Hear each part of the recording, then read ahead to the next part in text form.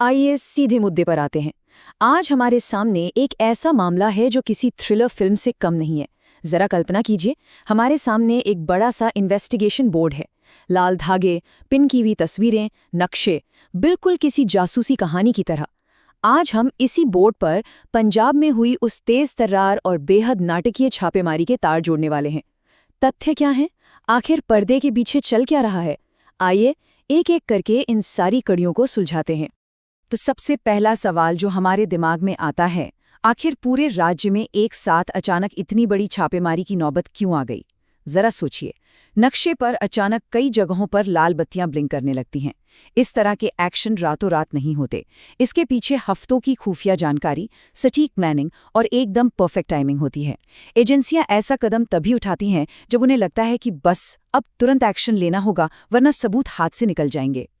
चलिए अब इसमें थोड़ी और गहराई में उतरते हैं। बात हो रही है देश की सबसे बड़ी वित्तीय जांच एजेंसी की, एनफोर्समेंट डायरेक्टरेट यानी हमारी ईडी पूरी तरह से एक्शन में आ चुकी है। और हम सब जानते हैं कि जब ईडी जैसी एजेंसी अपनी पूरी ताकत के साथ फील्ड में उतरती है तो इसका सीधा मतलब है कि मामला सिर्फ कुछ कागजों का नहीं है, बल्कि किसी बहुत बड़े फाइनेंशियल लेन देन से जुड़ा है।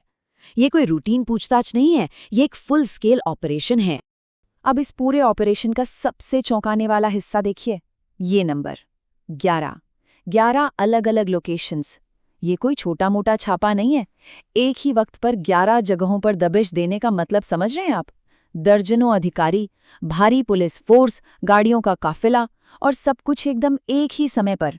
ऐसा इसलिए किया जाता है ताकि किसी को भी संभलने का या कोई भी सुराग मिटाने का 1 सेकंड का भी मौका न मिले। अगर हम अपने इन्वेस्टिगेशन बोर्ड पर इस पूरे एक्शन की टाइमलाइन बनाएं तो तस्वीर एकदम साफ हो जाती है। स्टेप 1, ईडी ने अपनी टीमों को पूरी तरह मोबिलाइज किया। स्टेप 2, पंजाब के 11 अलग अलग ठिकानों पर एक साथ बिल्कुल अचूक तालमेल के साथ रेड मारी गई। और अंत में स्टेप 3, यहीं से शुरू होती है असली जांच। मतलब अब जो भी दस्तावेज या इलेक्ट्रॉनिक डिवाइस जब्त हुए हैं, उन्हें खंगालने का काम फुल स्पीड में चालू हो चुका है। और हाँ, ये सिर्फ किसी एक शहर या एक मोहल्ले की बात नहीं है। इस ऑपरेशन का दायरा देखिए, ये पूरे पंजाब राज्य में फैला हुआ था। जब हम इन 11 ठिकानों को राज्य के नक्शे पर पिन करते हैं तो समझ आता है कि एजेंसियों ने कितना बड़ा जाल बिछाया था। मकसद बिल्कुल साफ है, मामले से जुड़े हर एक संभावित तार को एक ही झटके में अपने कब्जे में लेना, चाहे वो पंजाब की किसी भी कोने में क्यों न छिपा हो।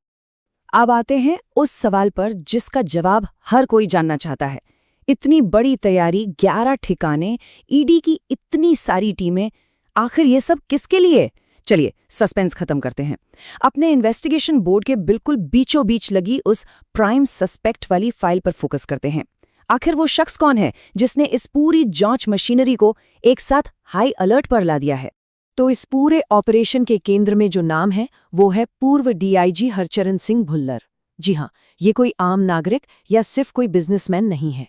पूरी की पूरी ईडी की कार्रवाई, वो 11 छापे, सब कुछ सीधे तौर पर इन्हीं के इर्द गिर्द केंद्रित है। और जैसे ही ये नाम सामने आता है, इस पूरे मामले का वजन और इसकी गंभीरता कई गुना बढ़ जाती है। इस तस्वीर के दोनों पहलुओं को देखना बहुत दिलचस्प है। एक तरफ देखिए, इनकी पहले की भूमिका डीआईजी यानी डिप्टी इंस्पेक्टर जनरल, पुलिस महकमे का एक बेहद अहम और ताकतवर पद जिसका काम ही कानून व्यवस्था बनाए रखना है। और दूसरी तरफ आज की हकीकत, वही पूर्व अधिकारी अब खुद एक केंद्रीय एजेंसी की बहुत बड़ी जांच के सीधे निशाने पर है। एक वक्त में कानून का पालन करवाने वाला व्यक्ति आज खुद एक बड़ी रेड के सेंटर में है। ये कॉन्ट्रास्ट ही इस केस को इतना हाई प्रोफाइल बनाता है। चलिए एक बार जल्दी से अपने इस डिटेक्टिव बोर्ड के सारे फैक्ट्स को समराइज कर लेते हैं ताकि तस्वीर बिल्कुल क्लियर रहे। एक्शन किसने लिया? ईडी ने।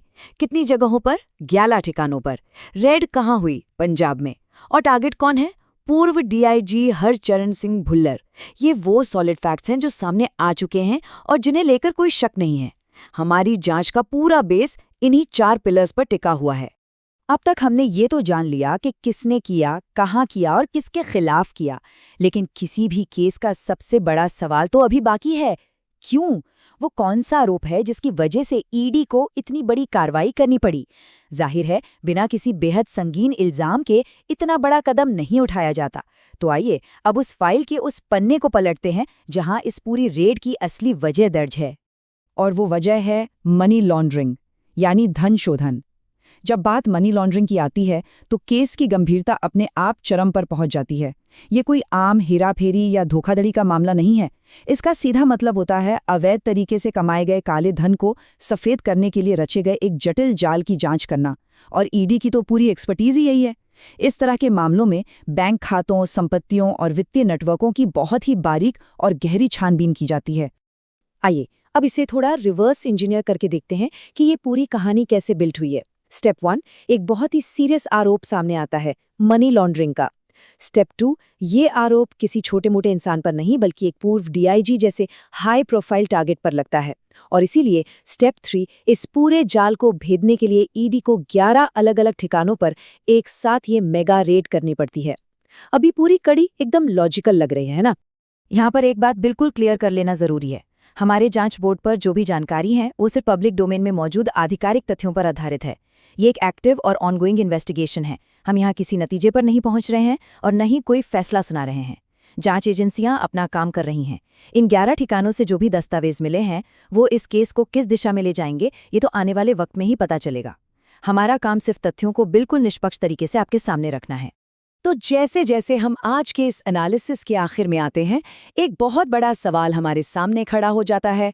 एक पूर्व सीनियर पुलिस अधिकारी, मनी लॉन्ड्रिंग जैसा गंभीर चार्ज और 11 ठिकानों पर एक साथ ईडी की रेड।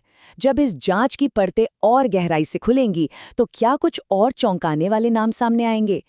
क्या कोई बहुत बड़ा नेटवर्क बेनकाब होगा? ये एक ऐसा मामला है जिस पर आने वाले दिनों में हम सबकी नजरें टिकी रहेंगी। फिलहाल के लिए बस इतना ही। इस पूरे केस को हमारे साथ डिकोड करने के लिए आपका बहुत बहुत शुक्रिया।